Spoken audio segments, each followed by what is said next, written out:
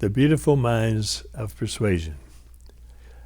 Persuasion has been a topic for at least 2,300 years. Essentially, we persuade through our use of our three methods of communication. We communicate vocally, we communicate verbally, and we communicate non-verbally. Interestingly, our verbal communication, which is the words we speak, constitute only 8% of the delivery of our message. The vocal communication constitutes 37% of our persuasive process of the delivery of the message, which means that 55% is nonverbal communication. Extremely important. I'll give you an example of nonverbal communication. I was watching a capital murder case in Houston. I was watching voir dire examination, and the prosecutor was very upset because he saw the next lady coming up was this nice little gray-haired lady, 65 years old or so, and just as sweet as she could be. And he just felt that he could never, from the nonverbals, he could never get a death penalty vote out of her. So, but he takes it on. He says, "Ma'am, if you're chosen as a juror in this case, and if the state of Texas proves beyond a reasonable doubt the horrible, horrific, and horrendous conduct of this defendant, can you, ma'am, return a verdict of death by a lethal injection?" And she thought about it for a moment, and then she said, "Y'all do that up in Huntsville, don't you?" And he said, "Yes, ma'am, we do." And she said, "Well, you know, I can't get off during the week, but I'd be glad to come up and do it for you on the weekend." So nonverbal communication doesn't always work, but we have to deal with it anyway.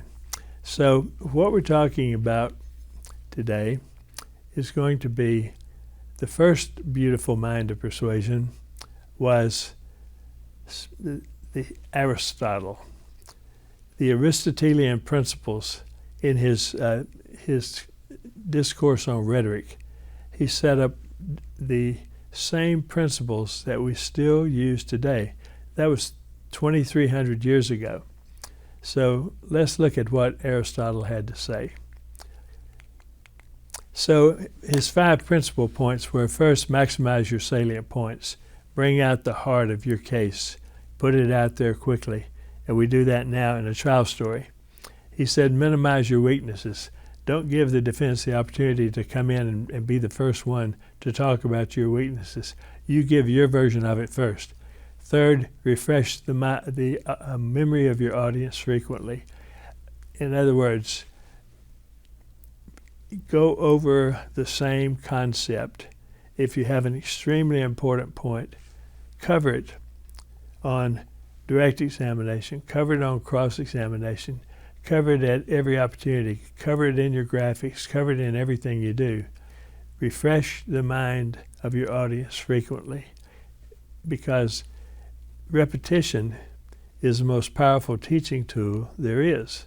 That's why you should refresh the memory of your audience frequently. And then the final one was, and we fail pretty miserably at this, execute the required level of emotion. The word most frequently used to describe jury service is boring. It's boring because a lot of it has to be boring. It's introducing documents. It's introducing a lot of things that are just boring. But you have to, if you want to reach the heart of your juror, you have to execute the required level of emotion. Now, there's a time for emotion. Emotion has to do especially with your damages.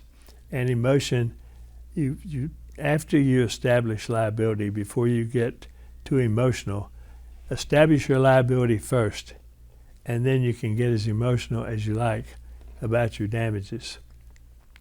So the other things that Aristotle raised was that the principles that we have to follow. What are you looking for in a lawyer? You're looking for competence, logos. you're looking for pathos, and which is dynamism, the ability to keep them awake in the courtroom, and ethos. Ethos today is trustworthiness. Now, of these, I think trustworthiness is extremely vital, because trusting the lawyer is so important, because if they don't trust the lawyer, they're not going to trust the lawyer's presentation. They're not going to trust your plaintiff's case. So the way to get them to trust the lawyer is to fortify your words early. So you raise issues during opening statement. You tell them what you're going to tell them. And then the most important issues that you raise, you follow those immediately with your first witness, preferably by giving hard evidence that verifies what you just told them. Make a link between what you tell them in opening and what your first witness tells them in evidence, so that you immediately establish that what you told them happened immediately. So also use the military method of teaching. It inspires confidence. The military method of teaching: tell them what you're going to tell them in opening, tell them in evidence, and tell them what you told them in closing. The next thing is to avoid overload or over-trying your case. It's very easy to over-try your case. And if you over-try your case by putting too much, making it too simple, and you're putting way too much evidence of the same thing in over and over and over, sometimes the jurors will look at it like, boy, you really think I'm stupid, don't you? How many times do you have to tell me this? So the biggest mistake of young lawyers is overloading, over-trying, overreaching on their case. Overreaching really hurts you, because when you're trying a $10,000 case and you go out in asking for $100,000, and I mean, it's wrong. The juries are not it's going to hurt your trustworthiness. So that's very important. Aristotle was very right about that. Now, liking the plaintiff is extremely important. As Aristotle said, they have to like the storyteller. So you picture the plaintiff, present your plaintiff with courage, not sympathy. Don't ever seek sympathy. You reach for empathy is the real thing you're looking for, not sympathy. And my theme is always the plaintiff is doing the best he can with what he has left. So the next thing is seeking similarities, Aristotelian principles. We like people who are like ourselves. You meet somebody at a convention, you strike up a conversation at a meeting, and you find out that you like a lot of the same things, and you leave thinking, hey, I like that guy. Well, it's because we like people who are like us.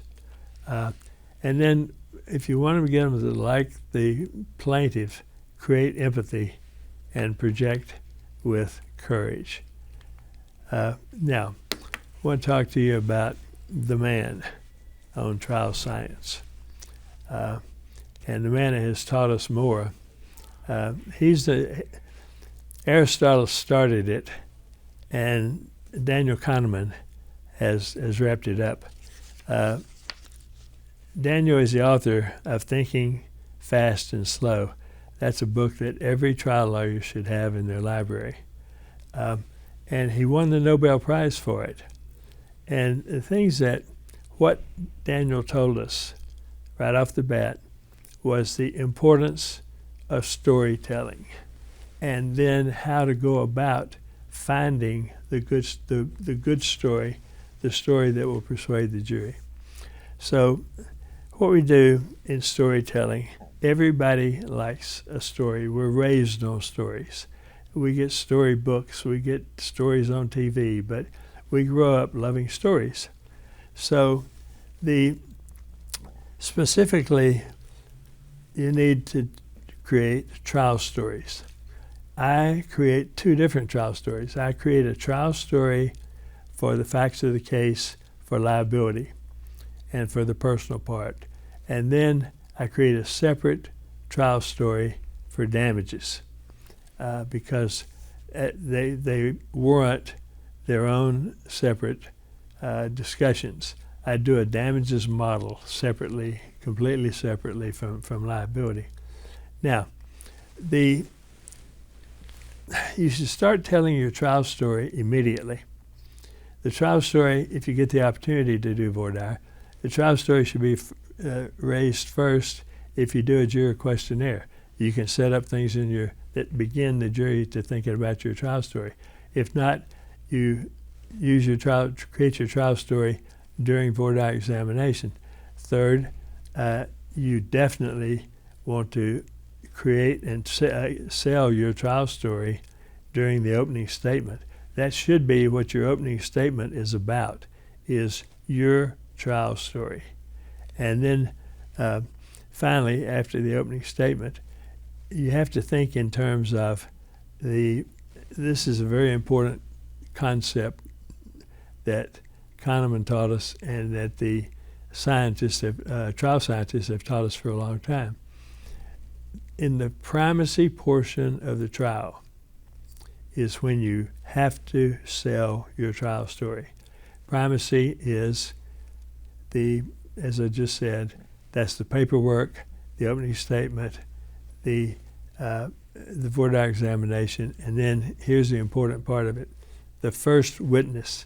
When I was talking about how you tie your first witness together with your opening statement, you want your first witness to be your best storyteller. You want someone who understands the story and who can tell the story.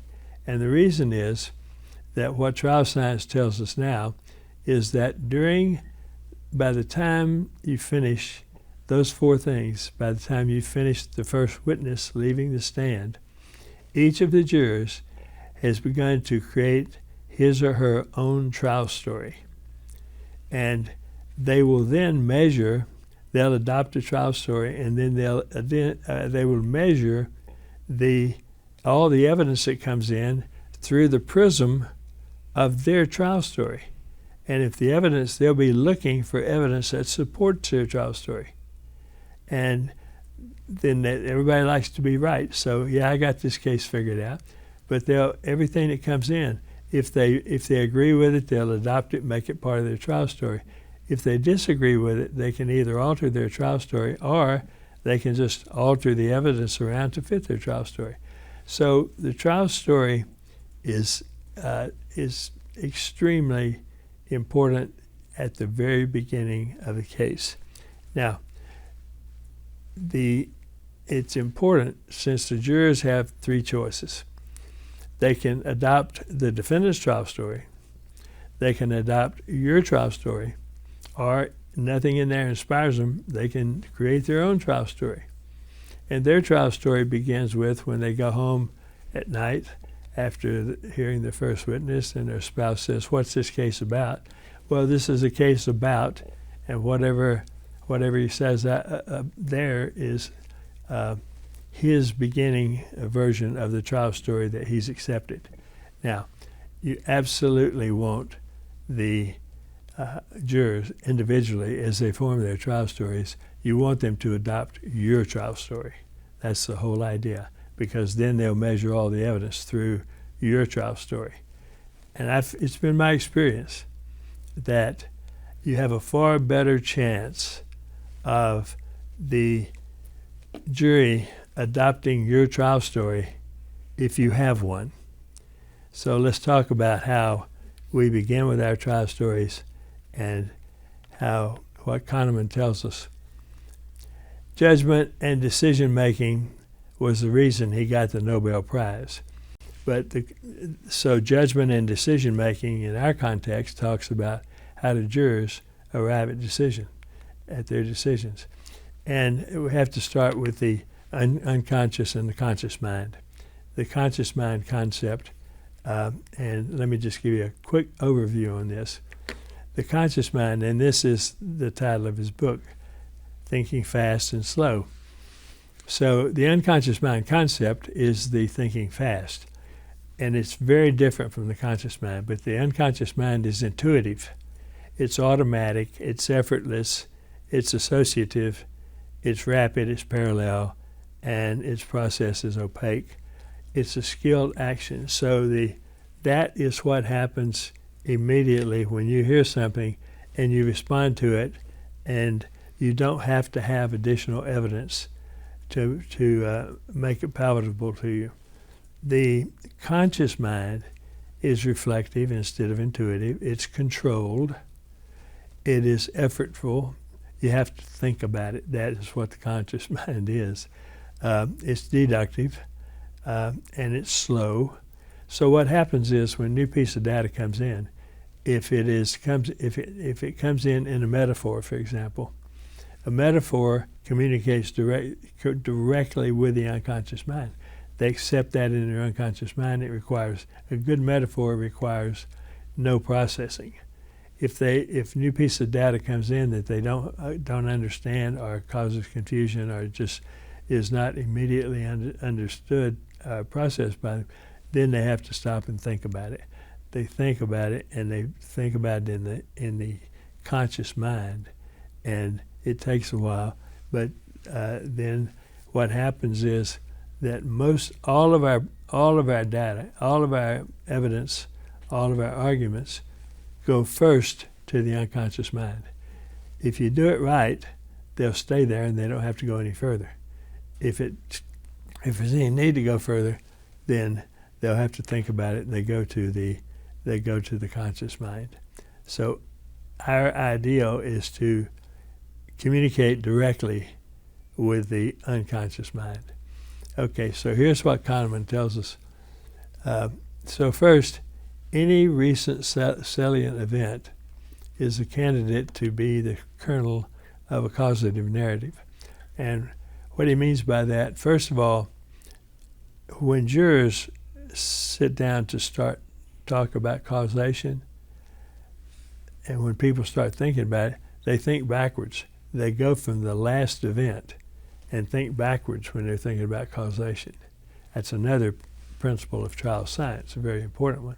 So when Kahneman says any recent salient event is a candidate to become a kernel of a causal narrative, look backwards the way the jurors do and see what's going to be. It's like the basketball game, the three-pointer at the close. You know, a guy can make 40 points in a game, but if he misses a three-pointer at the close and they lose the game, that's all they remember is the three-pointer. So they reason back the same way on causation. So go back through salient recent events and try and pick what's a kernel for being the seed for the storytelling. Now, compelling explanatory stories. Now, this is how you make them. They're simple. They have to be simple. You use the concrete rather than abstract. Deal with concrete facts. You assign a larger role to talent, and rather than stupidity. You assign in your story. You assign a role of how things happen to something your client did right, that he did well, that he had the talent to do, and in driving or whatever the concept is. So don't deal in terms. Stupidity, claiming that this happened through stupidity is a negative concept, and it doesn't get well processed. So the next thing, simple stories. Intentions, you always want to talk about how this was done intentionally, not by luck. This didn't happen, it was just lucky. No. It's intentions that the defendant intended to do this. Defendant chose to do this. I love choice. The defendant chose to do this. This wasn't bad luck or good luck involved. There's no luck involved in this. This happened as a result of the choice of the defendant, or it happened as a result of the intentions. Same thing. So the other thing, which is really important, and this is another thing that you learn in trying your first few cases, you focus on a few striking events, a few, that happened rather than on countless events that did not happen. So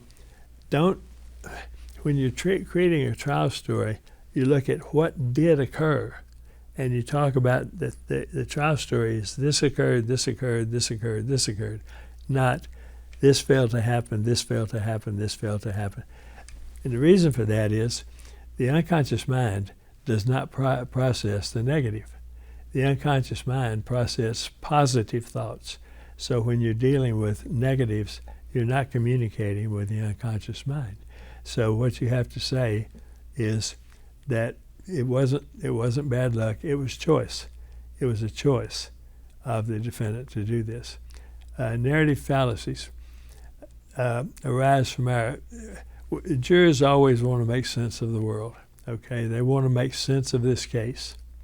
The way you make sense of it is good stories that are both simple and coherent. The good stories provide a simple and coherent account of people's actions. Simple and coherent when you're creating a trial story. The halo effect, that makes narrative simple and coherent by exaggerating the consistency of good. Good is all good, bad is all bad. And this is an example. So Hitler loved dogs and children. That violates the halo effect because it's inconsistent. It raises inconsistency. What you're trying to do in your story is avoid inconsistencies. You want it to be simple and compelling, but you want to avoid inconsistencies because that's when they have to really apply the conscious mind. Inconsistency reduce the ease of our thoughts and the clarity of our feelings. So positive, no inconsistencies. This is what I just told you. Hindsight, jurors reason backwards from the outcome to assign causation of an event. And then hindsight bias, jurors are unaware that the hindsight is affecting their own perception. So they don't realize that they're looking backwards. Jurors stop at the last causative event. So you have to go to the last one, then go to the next one. We have to go on through all of them.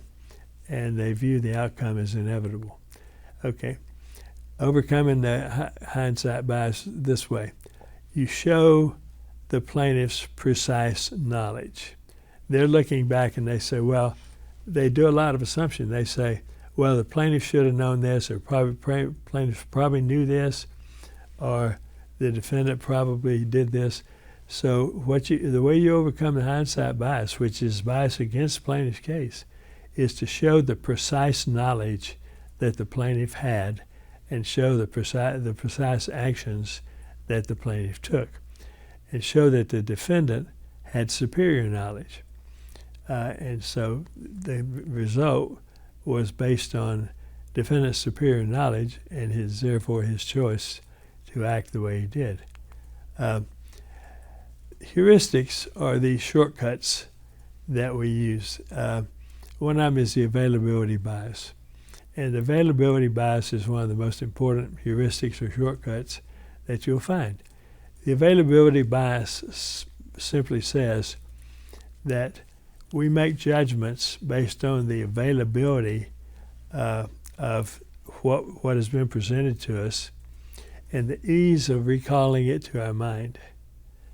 The ease with which we can recall it to the mind. Now, what that means is this: when you we have the opportunity to take advantage of the availability bias, because what we do is we choose how often, how many different ways we tell the same thing to the jury. This goes right back to the repetition I was talking about.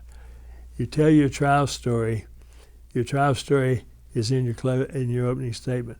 Your trial story, your direct examination is built around your trial story. Your cross-examination is built around your trial story. You're repeating the salient points in your case over and over and over. And this gives you, and of course then you get to your closing argument, and that's all about the trial story. But what this gives you is the availability bias. This gives you all of that information, which makes it so easy for when you talk about whatever it is, causation or whatever, and when the jury hears that, they have a lot of things in their mind. It's easy to recall what you said because you mentioned it. You told them about causation in the opening and in each of the examinations and in the closing and so forth. So we can put all the information we want to out there on our carefully selected most important points. So, all right, what Kahneman discovered in his 40 years of research was that emotion now looms much larger in our understanding of intuitive judgment and choices than it did in the past. So what he's saying is when we make choices now, we rely more on emotion than we did in the past. When we make intuitive judgments, things that come to us automatically, the emotion plays a bigger role in that than it used to. So emotion is very, very important. And it's also important to trigger emotions in the minds of the jurors too. So that's become a bigger part of the case. So, all right, this is a lot of words, but what it says is that experts are better explained if you take comparing experts to the shorthand, the heuristics, things like the availability bias. There are 30 or 40 different heuristics, shorthand. What he's saying is that we now know that the heuristics and the expert testimony are alternative choices of intuitive judgment and choice. That, in other words, good expert testimony has reached the same level as heuristics in our decision making, which is a new finding. All right, so, all right, intuitive heuristics, when faced with a difficult question, we offer answer an easy question, and usually without noticing the substitution. So if there's a hard question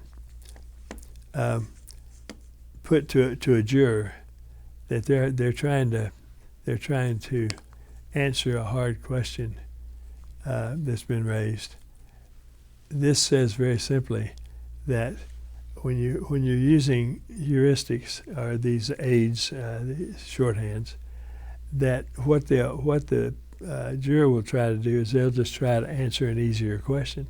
They'll replace a question. If it's too hard to answer, they'll just answer an easier question. So that's why you keep everything simple. As Einstein said, keep everything as simple as possible and no simpler. He talks about his fast thinking includes both variants of intuitive thought in both the expert and the heuristics both reach the unconscious mind. And so that the executive's decision today, what they call the executive's decision, is just simply guided by what we've already talked about, a feeling of liking or disliking. If they like you, they vote with you. If they don't like you, they don't. If they like the plaintiff, they'll support the plaintiff. If they don't like the plaintiff, so forth. So that's an executive decision where they just base everything on what they like or what they don't like. All right. Now, most of what you think and do originates in the unconscious mind. Our thoughts originate in the unconscious mind. System 2, which is the slow thinking, takes over when things get difficult, and it normally has the last word. So the unconscious mind is really extremely important, and the ability to communicate with it is highly important. So jurors see the world not as it is, but as they are. People make deliberations, make comments, make decisions based on how they view the world. The same thing is true with their case. Jurors see your case not as it is, but they will view it in the context of their own life experiences. So that's extremely important. Okay, this is Beautiful Minds, so I want to run through some other beautiful minds with you quickly.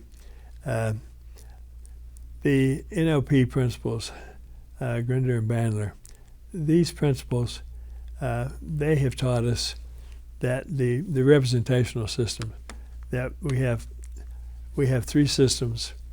We have auditory systems, which are sound. We have visual system, which are sight. And we process, this is how we process information. We represent things to ourselves auditorily. We represent things to ourselves visually. And we represent things to ourselves kinesthetically. We're telling ourselves a story. So this is what they raise. And a kinesthetic is emotion, sensation.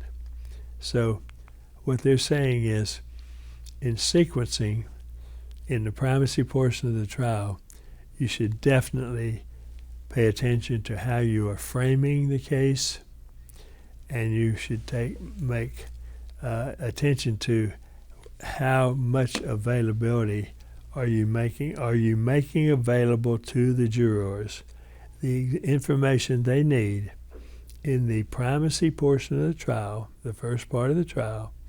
Are you making available to them the information they need to adopt your trial story? And are you framing your trial story in such a way that they will receive it and adopt it as their own? And then the other thing is you put in reference points. Reference points are, they're usually with respect to damages. And they will listen during the course of trial to what you may say, to all the numbers, to what may come up about. They know they're going to have to award damages, so they listen for damages. So we'll put in a, for example, if we're doing a questionnaire for jurors, we'll put in a question that says, let's say we're really looking for a $10 million verdict. Then we would put in a question like, if the evidence supports it, could you return a verdict of $10 million in this case? Now, you don't care. It's not their answer you're looking for so much, but the fact is, you've now placed in the minds of all the jurors that the first number they hear is $10 million. That, in the absence of anything else, that is the reference point they'll go back to. So and you bring those reference points up and support them as often as you can. So in the NLP communications model, what you focus on increases. That's like the availability bias. Where your thoughts go, your energy goes, and the unconscious mind does not comprehend negatives. So the next thing is Milton Erickson. Milton Erickson is our most brilliant psychologist.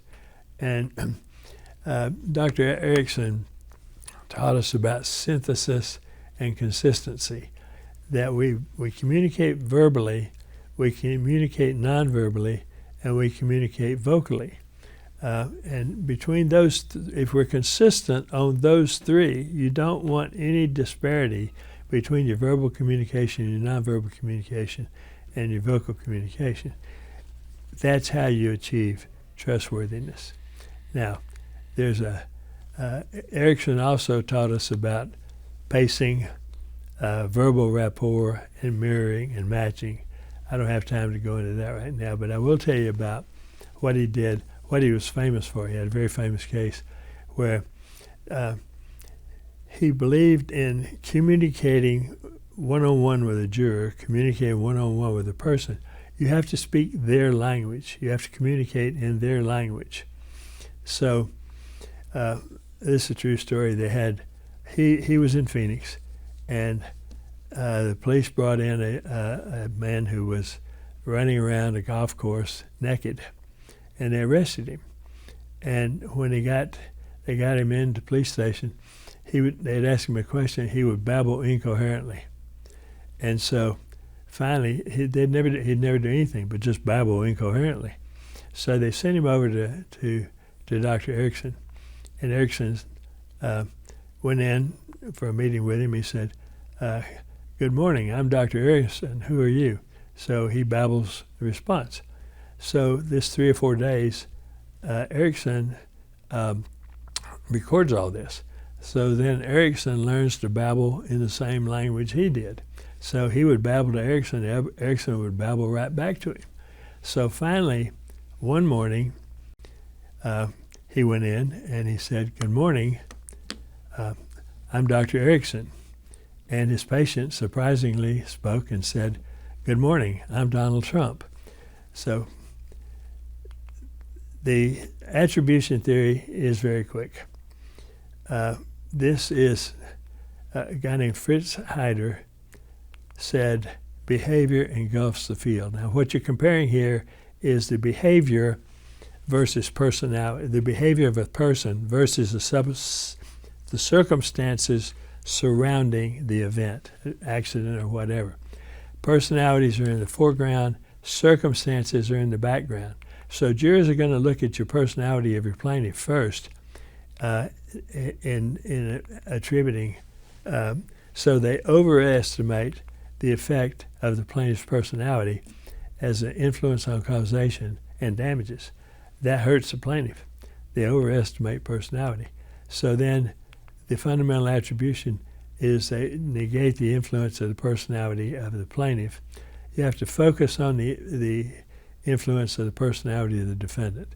So you have to overcome this, you put your plaintiff on and you show how careful he was. You put him on in such a way that they believe that he was a good driver, he's a safe driver, and so forth. And then you attack the personality of the defendant, their characteristics and how they drive and so forth. And so you stress the influence of circumstances as it bears on the actions and injuries. Now there's a thing called purposive attribution, which says that if the jury perceives that you commit an act on purpose, that is, you chose to speed up to make the red light and you caused an accident in the intersection, purposive attribution, then they will punish you.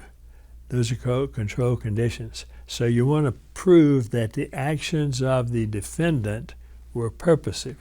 On the other hand, reactive attribution says that in the uncontrolled circumstances, they will forgive the actions, some of the actions, even if they're bad, of the person who's reacting. So obviously, usually it is the defendant that's purposive, and so you have to bring this out, that the plaintiff reacted. He was in a reactive mode, and he did his best that he could in a situation that the defendant put him in, and he reacted as well as he possibly could. And then even some of his mistakes might be forgiven in that circumstance. But you absolutely want to argue that that he had no choice. Okay, I'm going to give you the culture code real quick. This is just a portion of culture code. Clotaire Raphael from Stanford, he gets paid $500,000 for going out and doing this. He deals with he wrote the Culture Code, which is an interesting book you should read. He talks about the brain, the reptile portion of the brain being lust, fear, and aggression, the limbic emotions, the cortex, higher reasoning, and indicates that the reptile always wins. So you have to keep that in mind when you're analyzing things. Now let me give you a quick, so here's the Culture Code. He did massive focus groups, and he found that he wanted to know, the question was, how does the American public perceive these people, and how do they describe them in one word? So in In a malpractice case, the doctor is described as a hero. Think about that in your next malpractice case. The nurse is described as the mother. This is the perception, the American perception is what he's saying. The American perception of the doctor is a hero. The American perception of the nurse is mother. So be careful about suing nurses. But I love the one about the hospital. The perception of the hospital is a processing plant. That makes for very good. They make very good defendants. So the bottom line on this is that in your story, and I'm writing stories right now for the Camp Lejeune cases in North Carolina, but in your story, keep everything as simple as you can. I do a deep dive in order to write my story. I do a deep dive with my plaintiff, and I mean a deep dive. And I get a list, for example, of all the symptoms. If somebody's got a Parkinson's disease, for example, I get a list of every symptom of a Parkinson's patient. And the other thing I did was, and I go over every bit of that. I ask him on every single symptom that's listed for Parkinson's patients. I go over it with each one. And my last patient I did that with, I said, "Tell me all your symptoms." And he named 3. I went over a list of 25 individually, and he said, "Oh yeah, I have it. Yeah, I have it. Yeah, I have it." And he had 24 out of 25. Now, it's the deep dive with him, and then I put him in front of a focus group, and I have him tell his, as I create the story, I have him tell his story to the focus group. And then from that, I've got the makings of a story. Now, let me finish with you today. Incidentally, I'm sorry I'm not there. I wanted to be there. My wife and I had planned a very nice extension for a vacation in Canada, but unfortunately, I was not able to come, and hurts me more than it does you, trust me. So let me tell you my favorite quote from Shakespeare. "The first thing we do, let's kill all the lawyers." I think that's a great compliment to the trial bar by Shakespeare, because anybody who actually read The Bard rather than the Cliff Notes in college will understand that that is a statement that was made by Dick the Butcher, who was a follower of Jack Cade. And Jack Cade was an anarchist seeking to overthrow the established government. So yes, he said, sure, if you want to overthrow the established government, the first thing you have to do is kill all the lawyers. Why? Because we are the frontline defenders of the established government. We're the frontline defenders of the Constitution. We're frontline defenders of orderly work, orderly play, orderly existence in the country. And so when I hear people say, okay, the first thing we do is kill all the lawyers, I was running a 10K with a bunch of doctors one time, and they had on shirts that said, first thing we do, let's kill all the lawyers. And after it was over, a guy came up, slapped me on the back, and said, "Hey, sorry about our T-shirts here." I said, "No, listen, I appreciate it. That's a great compliment, and thank you very much for all of you wearing it."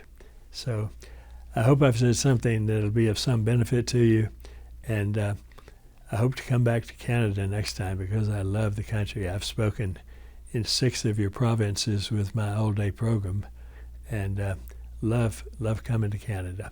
So thank you very much.